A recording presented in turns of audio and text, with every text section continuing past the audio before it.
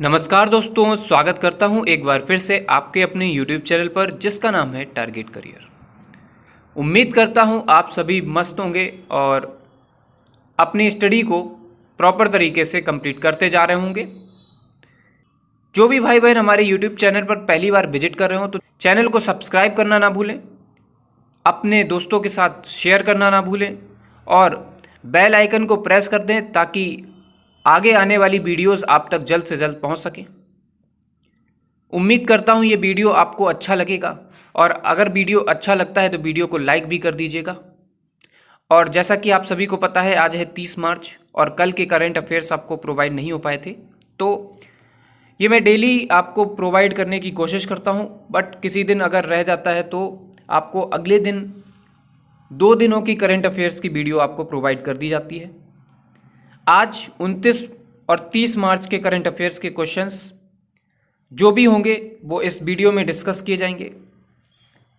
अगर कोई भी क्यूरी आपकी हो तो आप कमेंट के जरिए आप बता सकते हैं, और अगर आपने पिछली वीडियोस नहीं देखी हैं तो उसको डिस्क्रिप्शन में लिंक दी जाती हैं, उन पर जाकर के आप या तो प्लेलिस्ट से जाकर के आप देख सकते हैं। ज़्यादा टाइम नहीं वेस्ट करेंगे आपका और चलते हैं आज के करंट अफेयर क्वेश्चंस पर। तो पहला हमारा करंट अफेयर का क्वेश्चन होगा आज का, हाल ही में विश्व रंगमंच दिवस कब मनाया गया है? तो इसका सही आंसर है 27 मार्च को विश्व रंगमंच दिवस मनाया गया है। कुछ और बात कर लें इसके बारे में तो इसकी स्थापना याद रखिएगा 1962 में इसकी स्थापना हुई थी और विश्व रंगमंच दिवस का पहला संदेश फ्रांसीसी नाटककार जीन कोर्टियोन ने लिखा था। आप इनका नाम याद रखिएगा। और कुछ याद रखिएगा तो पहला ITI सम्मेलन जो था वो फिनलैंड में और दूसरा जो है वियना में आयोजित किया गया था। विश्व रंगमंच दिवस के बारे में बता रहा था। अब कुछ और इम्पोर्टेंट डेट्स देख लीजिए। तो इम्पोर्टेंट डेट आपके लिए बहुत इम्पोर्टेंट है, ये सारी की सारी इसी मार्च की मंथ की हैं, तो आप इसका स्क्रीनशॉट ले सकते हैं या आप नोट डाउन कर सकते हैं अपने नोट्स में। तो पहला आप देख लीजिएगा, 1 मार्च को विश्व नागरिक सुरक्षा दिवस, शून्य भेदभाव दिवस मनाया जाता है। 2 मार्च की बात की जाए तो सिविल लेखा दिवस मनाया जाता है। 3 मार्च विश्व वन्य जीव दिवस मनाया जाता है। 4 मार्च की बात की जाए तो राष्ट्रीय सुरक्षा दिवस मनाया जाता है। 6 मार्च की बात की जाए तो CISF ने अपना 53वां स्थापना दिवस मनाया था। 7 मार्च जो इम्पोर्टेंट डेट हैं वो आपको बताता जाऊंगा साथ में। 7 मार्च जन औषधि दिवस। 8 मार्च इम्पोर्टेंट है, इसको आप याद रखिएगा, अंतर्राष्ट्रीय महिला दिवस। 9 मार्च की बात की जाए तो धूम्रपान निषेध दिवस। 10 मार्च की बात की जाए तो विश्व किडनी दिवस। 14 मार्च ये इंपॉर्टेंट है, पाई दिवस के नाम से, गणित दिवस के नाम से मनाया जाता है। 15 मार्च की बात की जाए तो विश्व उपभोक्ता दिवस, ये भी इंपॉर्टेंट है। 16 मार्च की बात की जाए तो विश्व टीकाकरण दिवस। 20 मार्च की बात की जाए तो विश्व मौखिक दिवस, अंतर्राष्ट्रीय प्रसन्नता दिवस मनाया जाता है। बात करें 21 मार्च की तो 21 मार्च में आप 3 दिवस याद रखिएगा, अंतर्राष्ट्रीय वन दिवस, विश्व कविता दिवस और विश्व कठपुतली दिवस, इसमें तीनों ही इम्पॉर्टेंट हैं। और 22 मार्च बहुत ही इम्पॉर्टेंट है, विश्व जल दिवस, जिसको पूरे विश्व में मनाया जाता है। ये सारे ज़्यादातर विश्व और राष्ट्रीय के ऊपर है। और लास्ट आप देख लीजिएगा 23 मार्च को तो विश्व मौखिक विज्ञान दिवस और शहीद दिवस के नाम से इसको मनाया जाता है। शहीद दिवस मतलब भगत सिंह, राजगुरु और सुखदेव को फांसी दी गई थी, इसलिए शहीद दिवस इसको माना जाता है। और अगर आपको ये वीडियो अच्छा लगता है तो वीडियो को दोस्तों तक शेयर करना ना भूलें, और वीडियो अगर अच्छा लगता है तो वीडियो को लाइक कर दीजिएगा। बढ़ते हैं अगले प्रश्न पर। तो नेक्स्ट प्रश्न है हमारा कि हाल ही में केंद्रीय मंत्री अनुराग ठाकुर ने तेजस स्किलिंग परियोजना किस देश में शुरू की है? तो इसका सही आंसर है दुबई। दुबई तो इसमें ऑप्शन नहीं है, लेकिन UAE में दुबई है और दुबई एक्सप्रो में जाकर के इन्होंने इस परियोजना को शुरू किया है। चलिए देख लेते हैं कि कुछ और इम्पोर्टेंट इसके बारे में आप समझ लीजिएगा। तो ये प्रवासी भारतीयों को प्रशिक्षित करने के लिए एक स्किल इंडिया इंटरनेशनल परियोजना इसको बनाया गया है। और ये परियोजना का उद्देश्य आप समझ लीजिएगा तो भारतीयों को कौशल और प्रमाणन और विदेशियों में जो रोजगार देना है वो इसका मुख्य उद्देश्य है। तेजस का जो उद्देश्य है वो समझ लीजिएगा, तो भारतीय कार्यबल को यूएई में कौशल और बाजार की आवश्यकताओं के लिए सक्षम बनाने के लिए मार्ग बनाता है। ये मतलब ये लोगों को जागरूक करता है जो भारत के रहने वाले हैं, जो यूएई जैसे देशों में जाकर के अपना बाजार और अपने कौशल को दिखा सकते हैं, अपना पराक्रम दिखा सकते हैं। आशा करता हूँ इससे रिलेटेड आपको फैक्ट समझ में आ गए होंगे। बढ़ते हैं नेक्स्ट क्वेश्चन की तरफ। तो क्वेश्चन देख लेते हैं, हाल ही में 20वीं राष्ट्रीय पैरा एथलेटिक्स चैंपियनशिप कहाँ आयोजित हुई है? तो इसका सही आंसर है उड़ीसा। उड़ीसा के बारे में आप कुछ समझ लीजिएगा। तो उड़ीसा की कैपिटल आप समझ लीजिएगा भुवनेश्वर होती है। बात की जाए प्रेजेंट टाइम पे सीएम की, तो नवीन पटनायक हैं, और गवर्नर की बात की जाए तो गणेशी लाल प्रेजेंट टाइम पर यहाँ के गवर्नर हैं। बढ़ते हैं नेक्स्ट क्वेश्चन की तरफ।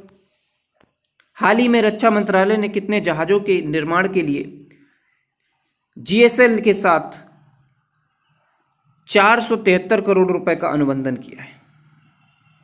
तो इसका सही आंसर है 8 जहाज के लिए। कुल मिलाकर के 8 जहाज़ों के लिए रक्षा मंत्रालय ने 473 करोड़ का अनुबंधन किया है जीएसएल के साथ मिलकर के। और बात की जाए रक्षा मंत्रालय के जो मेन हेड है, तो रक्षा मंत्री राजनाथ सिंह हैं। और इसके बारे में कुछ और समझ लीजिएगा, तो जो रुपए आवंटित किए गए हैं वो भारतीय तट रक्षक बल के लिए 473 करोड़ रुपए के 8 फास्ट पेट्रोल वेसल्स के निर्माण के लिए गोवा शिपयार्ड लिमिटेड, जिसको जीएसएल के नाम से जानेंगे, के साथ एक अनुबंधन पर हस्ताक्षर किए हैं। इसे जीएसएल द्वारा स्वदेशी रूप में डिजाइन और इसे विकसित और निर्मित किया जाएगा।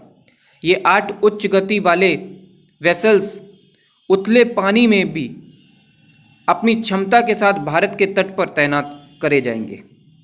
आशा करता हूँ ये फैक्ट आपको समझ में आ गए होंगे और आप इन फैक्ट को आप नोट डाउन कर लीजिएगा कॉपी के ऊपर। बढ़ते हैं नेक्स्ट क्वेश्चन की तरफ। हाल ही में कल्याण ज्वेलर्स के नए अध्यक्ष के रूप में किसे चुना गया है या किसे नियुक्त किया गया है?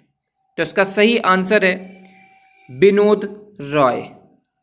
विनोद रॉय को कल्याण ज्वेलर्स के नए अध्यक्ष के रूप में नियुक्त किया गया है। बढ़ते हैं नेक्स्ट क्वेश्चन की तरफ। क्वेश्चन है कि हाल ही में गोवा के नए मुख्यमंत्री कौन बने हैं? आप सभी जानते होंगे गोवा में अभी अभी चुनाव हुए हैं, तो गोवा में जो मुख्यमंत्री बने हैं, जो पहले थे वही से दोबारा से मुख्यमंत्री बना दिए गए हैं। तो मतलब प्रमोद सावंत पहले मुख्यमंत्री इससे पहले थे, और प्रेजेंट टाइम पे भी जो मुख्यमंत्री नए बनाए गए हैं वो भी प्रमोद सावंत ही हैं। आप गोवा के बारे में ये चीज़ और याद रखिएगा, तो गोवा की कैपिटल पूछ ली जाती है, तो गोवा की कैपिटल पणजी है, आप याद रखिएगा। बढ़ते हैं नेक्स्ट क्वेश्चन की तरफ। हाल ही में गृह मंत्री अमित शाह ने कहां पर integrated command and control centre का उद्घाटन किया है? तो इसका सही आंसर है चंडीगढ़ में। और चंडीगढ़ में इन्होंने इंटीग्रेटेड कमांड और कंट्रोल सेंटर का उद्घाटन किया है। कुछ और इम्पॉर्टेंट फैक्ट समझ लीजिएगा, तो इसमें 2000 सीसीटीवी कैमरे लगाए जाएंगे और इसका उद्घाटन 27 मार्च को किया गया है। इसको हम ICCC के नाम से जानेंगे। और कुछ इंपॉर्टेंट फैक्ट समझ लीजिएगा, तो एक ही कमांड सेंटर से ये कई सिविल सुरक्षाओं की मॉनिटरिंग करेगा और इन्हें अपग्रेड करने की भी व्यवस्था की जाएगी इसके अंदर। तो बहुत सारी सुविधाएं इसके अंदर उपस्थित हैं। आई होप आपको ये सारी इंपॉर्टेंट फैक्ट समझ में आ रहे होंगे। बढ़ते हैं नेक्स्ट क्वेश्चन की तरफ। तो नेक्स्ट क्वेश्चन है कि हाल ही में किस देश ने 27 मार्च को सैन्य परेड के साथ सशस्त्र सेना दिवस मनाया है? तो इसका सही आंसर है म्यांमार। म्यांमार में अभी 77वां सशस्त्र सेना दिवस मनाया गया है। और कुछ इंपॉर्टेंट फैक्ट समझ लीजिएगा, तो यहाँ के प्रमुख वरिष्ठ जनरल जो हैं वो मिन ऑन्ग हेलिंग हैं, प्रेजेंट टाइम पर सैन्य प्रमुख। आप इनको याद रखिएगा। बढ़ते हैं नेक्स्ट क्वेश्चन की तरफ। नेक्स्ट क्वेश्चन में है कि भारत ने किस देश के साथ मत्स्य पालन पर 5वीं कार्यकारी समूह की बैठक की है? तो इसका सही आंसर है श्रीलंका। श्रीलंका के साथ भारत ने मत्स्य पालन मतलब मछली पालन के लिए 5वीं कार्यकारी समूह की बैठक की है। बात करें अगर श्रीलंका की कैपिटल की, तो श्री जयवर्धनेपुरा कोट्टी इसकी जो है कैपिटल है। आप इसकी याद रखिएगा कैपिटल को। बढ़ते हैं नेक्स्ट क्वेश्चन की तरफ। बात करें नेक्स्ट क्वेश्चन की, तो हाल ही में किस राज्य में आदि बाजार का उद्घाटन हुआ है? तो ये इंपॉर्टेंट क्वेश्चंस में से एक है। आदि बाजार किस राज्य में बनाया गया है या इसका उद्घाटन किया गया है? तो इसका सही आंसर है गुजरात। गुजरात में इसका जो है उद्घाटन किया गया है आदि बाजार का। और बात याद रखिएगा कि यहाँ के सीएम जो प्रेजेंट टाइम पर हैं तो विजय रूपाणी वहाँ के सीएम हैं, और गवर्नर की बात की जाए तो आचार्य देवव्रत हैं। बात की जाए आचार्य देवव्रत की, तो इन्होंने 22 जुलाई 2019 में इन्होंने अपना पद ग्रहण किया था। बात करते हैं नेक्स्ट क्वेश्चन की, तो नेक्स्ट क्वेश्चन है हमारे सामने कि हाल ही में किसने यूरोप में अपनी पहली पुस्तक बरगंडी विंटर्स का विमोचन किया है?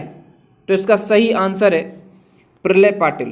प्रलय पाटिल ने अपनी पहली पुस्तक बरगंडी विंटर्स का विमोचन जो है पूरे यूरोप में किया है। आई होप आपको सारे टॉपिक समझ में आ रहे होंगे। नेक्स्ट क्वेश्चन की तरफ बढ़ते हैं। नेक्स्ट क्वेश्चन है, हाल ही में 50 साल पुराने सीमा विवाद में असम ने किस राज्य के साथ समझौता किया है? तो इसका आंसर आप याद रखिएगा तो मेघालय होगा। मेघालय के साथ असम ने अभी हाल ही में जो है 50 वर्ष पुराना जो सीमा विवाद था वो उस पर समझौता कर लिया है। और आप कुछ और इम्पोर्टेंट टॉपिक याद रखिएगा।